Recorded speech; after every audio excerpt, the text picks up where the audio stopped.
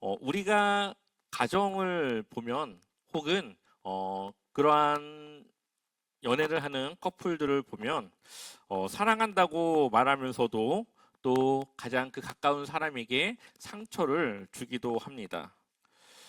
그 이유가 어디에 있을까요? 오늘은 그러한 가까운 사람에게 혹은 가정에서 늘 하나 되고 사랑해야 되는 그 관계 속에 어떻게 해야 하는가를 우리가 함께 나누고자 합니다. 우리가 지난 시간 함께 나눴던 말씀을 돌이켜 보면 성령 충만한 삶 그리고 지혜로운 삶을 우리는 살아가야 한다라고 말씀을 나눴습니다. 그리고 바울은 성령 충만한 그 이야기 다음에 부부의 관계를 말하고 있죠. 결국은 성령 충만한 그 능력이 나타나야 될 첫 번째 곳은 가정이라고 말할 수가 있습니다. 어, 그 가정 안에서 성령의 그 충만함 속에 정말 하나님의 그 말씀으로 바로 세워지는 것이 우리가 해야 할 어쩌면 첫 번째 하나님이 원하시는 사역일 수 있습니다. 오늘 본문은 사실 많은 부부를 불편하게 만드는 성경 구절이기도 합니다. 5월 달이 되고 이 가정의 달이 되어서 목사님들이 이 본문으로 설교를 하면 꼭 집에 가면 싸웁니다. 아내는 남편에게 그리스도께서 자신을 주신같이 사랑하라고 했는데 왜 당신은 그걸 못하냐고. 그러면 또 남편은 남편에게 복종하라고 했는데 왜 당신은 그걸 못하냐고. 서로 자기의 것만 주장하다 보니까 결국 가정이 또 분란을 일으키게 되죠. 오늘 한번 이 말씀을 우리가 어떻게 받아들여야 될까를 또 우리는 어떻게 그 성령의 충만함 속에 가정을 주님의 교회로 세워가야 할지를 나누고자 합니다. 에베소서 5장 22절 말씀 같이 한번 읽어볼까요? 아내들이여 자기 남편에게 복종하기를 주께 하듯 하라. 아멘. 네, 이것을 읽으면은 교회 여자 성도님들은 좀 불편함을 갖게 됩니다. 복종할 만하면 복종하겠지만 그러지 못하는데 어떻게 복종하느냐고 그렇게 속으로들 다들 생각을 하시죠. 왜 이러한 말씀을 바울이 하고 있을까요? 우리는 이 바울이 이러한 말씀을 할 때 당시의 시대적인 상황을 좀 볼 필요가 있습니다. 바울이 살던 시대는 로마 사회였고 로마 사회는 남성 중심의 사회였습니다.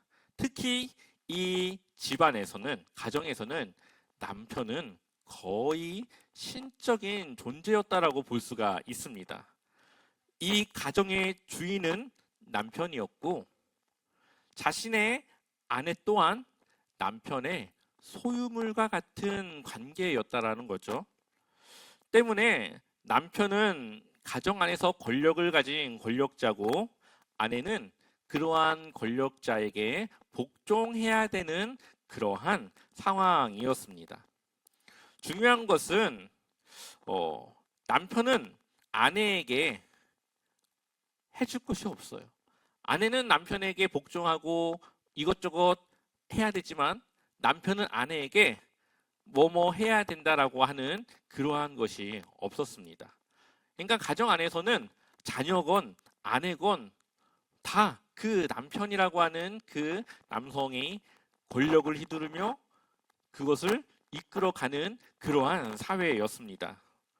어쩌면 그러한 모습은 우리나라의 과거와도 같다고도 볼 수가 있을 것 같습니다. 조선시대의 유교 사상이 깃들어져 있는 그러한 시대에 삼종 지도라는 말이 있었습니다. 여자는 어릴 때 아버지를 따라야 되고 결혼하면 남편을 따라야 되고 남편이 죽으면 아들을 따라야 된다는 거죠. 그러니까 여자의 인생은 태어나면서부터 죽는 날까지 아버지와 남편과 아들의 말을 따라가야 하는 존재였습니다. 그러한 관계가 따뜻한 사랑이 있었을까요? 그러한 관계가 서로의 그 동등함을 가질 수가 있었을까요? 늘 남자에게 권위가 있었고 여자는 그것을 따라야 되는 상황이었습니다. 어, 그러다 보니까 사랑한다 했지만 따뜻함이 없고 늘 그 사랑을 채우지 못하는 그러한 상황의 가정들이 있게 되죠. 그런데 그러한 관계가 깨어지기 시작합니다. 바로 선교사들이 우리나라에 들어오면서부터죠. 선교사들이 이 나라에 들어와서 복음을 전하기 시작했고 그들의 복음에는 여자도 하나님이 창조하신 하나님의 형상이다라고 이야기를 해요. 또한 아내도 남편과 같이 존중받아야 될 대상이라고 말을 합니다. 또한 남편은 아내를 사랑해야 된다라고 강조하기 시작하죠. 지금 우리가 들을 때는 그때 그게 조금 사람들에게 영향이 있었겠네 이렇게 생각하지만 이때 당시에는 혁명적인 이야기였어요. 그때 당시 사회에서 이야기할 수 없는 정말 아주 혁명적인 일이 이 복음을 통해 일어나게 됩니다. 그리고 그 사회가 바뀌어지기 시작하면서 여자들도 공부를 하고 운동을 하고 사회에 진출하게 되는 그러한 일들이 이제 생겨나기 시작하죠. 오늘 바울이 이야기하는 이 이야기의 사실 중심은 아내보다는 남편에게 하는 이야기에 가깝습니다. 5장 22절을 다시 보면 아내들이요 자기 남편에게 복종하기를 누구에게 하듯 하라고요? 주께 하듯. 그러니까 남편의 말에 복종하는데 그것이 주님께 하듯이 교회 안에서 하나님의 말씀에 순종하듯이 그렇게 예수 그리스도를 기준으로 하라는 것입니다.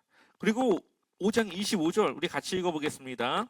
남편들아 아내 사랑하기를 그리스도께서 교회를 사랑하시고 그 교회를 위하여 자신을 주심같이 하라.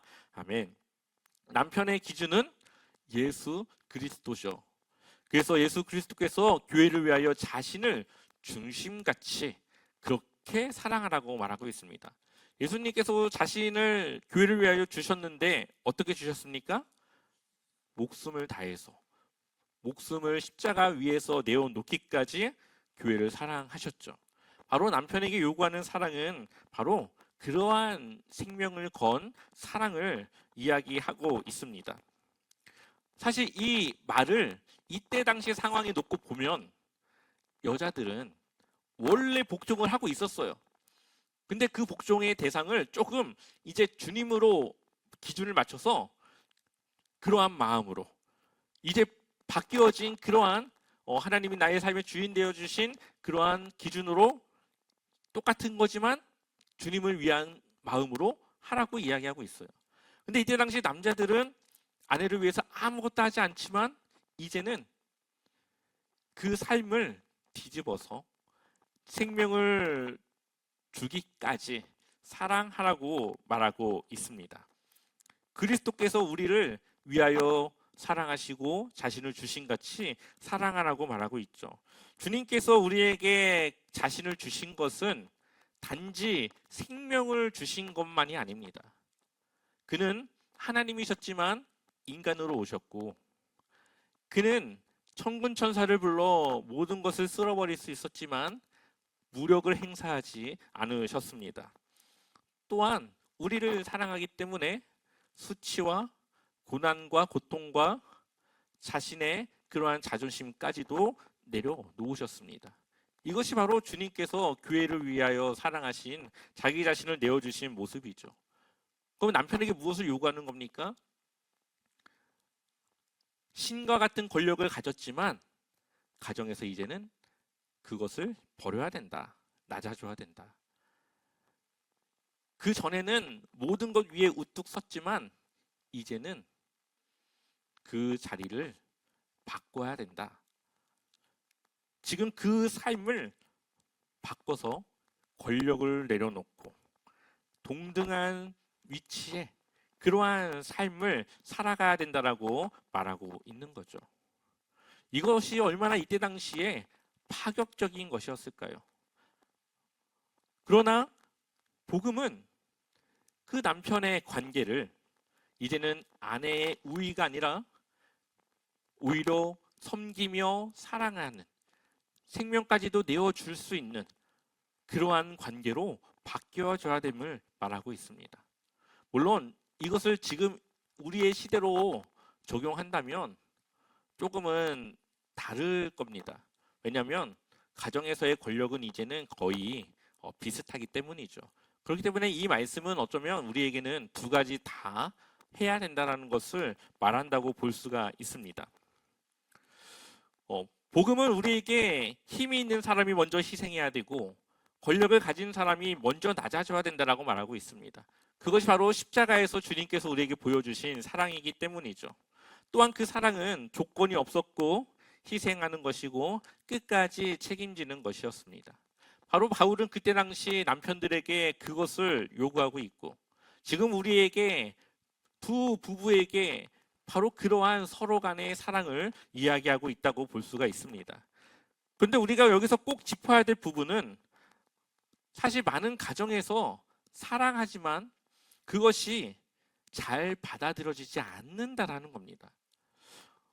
사랑의 그 방식이 조금 맞지 않는다라고 볼 수가 있죠.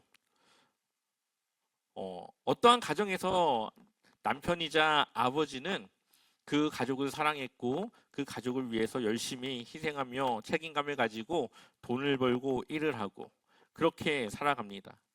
집에 오면 말이 없고 표현할 수 없지만 언제나 그 아버지의 마음에는 늘 가족을 위한, 가족을 책임져야 되는 그러한 마음을 가지고 있었죠. 근데 아내와 자녀는 그러한 아버지의 마음을 알지 못했고 돈만 안다라고 생각을 했습니다. 저 아버지는 우리가 없어도 돈만 있으면 살 수 있을 거라고 그렇게 생각을 합니다. 아버지는 가족을 사랑했지만 가족은 그 사랑을 느끼지 못하는 것이죠. 근데 수많은 가정이 바로 그러한 모습으로 살아갑니다. 사랑한다고 하지만 그것이 잘 전해지지가 않습니다. 그렇기 때문에 사랑이라고 하는 것은 내가 전하는 기준이 아니라 상대방이 느낄 수 있는 그러한 상대방의 입장에서의 그러한 기준이 되어줘야 되는 것이죠. 그래서 우리는 그러한 예수님의 마음과 주님의 그러한 생각으로 우리는 그 가정을 유지하고 그 가정 사랑해야 됩니다. 예수님께서 우리의 입장에서 인간으로 오셨듯이 우리는 상대방의 입장에서 그 사람을 생각할 수 있어야 됩니다. 우리 시대의 가정은 어떻습니까? 여러분들의 가정은 그렇게 사랑하고 있습니까? 그 사랑을 잘 전하고 있습니까? 혹시 속으로만 이야기하지 겉으로는 이야기하지 못하고 있지는 않으신지요? 바울은 이렇게 또 이야기를 합니다. 에베소서 5장 32절 말씀 같이 읽어보겠습니다. 이 비밀이 크도다. 나는 그리스도와 교회에 대하여 말하노라. 아멘. 그리스도인의 가정은 단순한 부부 이상의 하나님의 교회를 이루어 가야 하는 그러한 곳이고 그러한 관계라고 볼 수가 있습니다.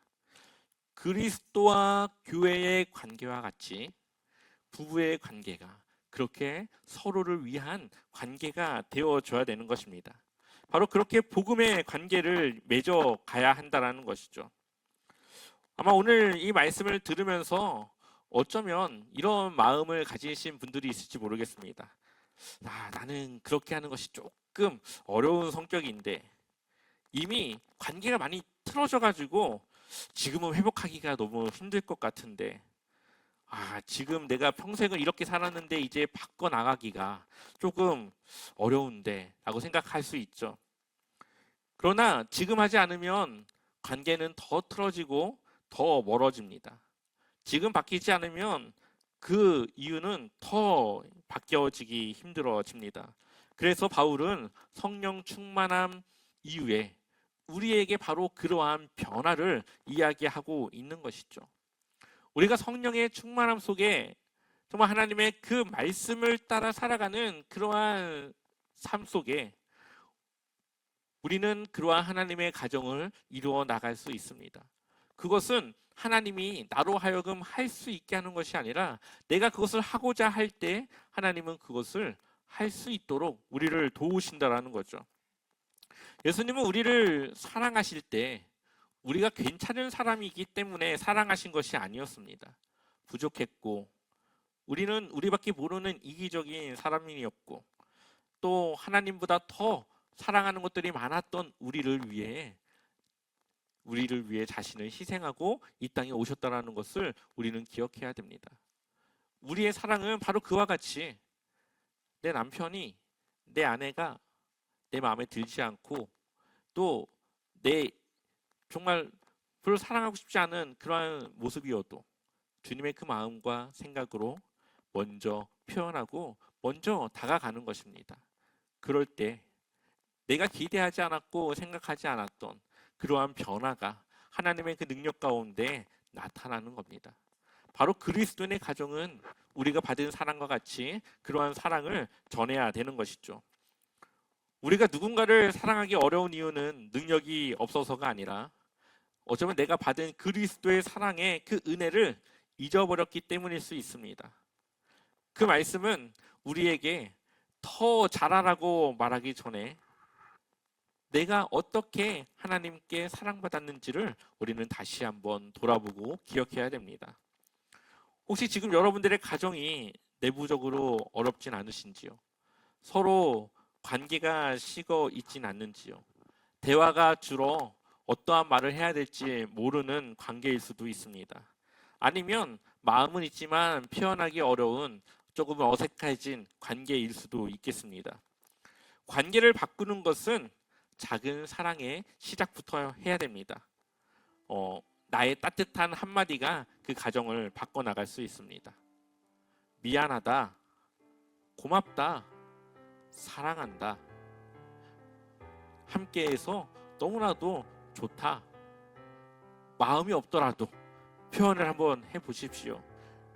그렇게 어렵지만 한번 시작하게 되면 그러한 작은 변화가 여러분들의 가정을 회복시키고 변화시킬 수 있습니다. 왜냐하면 그것이 하나님이 우리에게 원하시는 모습이고 하나님께서 우리에게 바라시는 가정이기 때문입니다.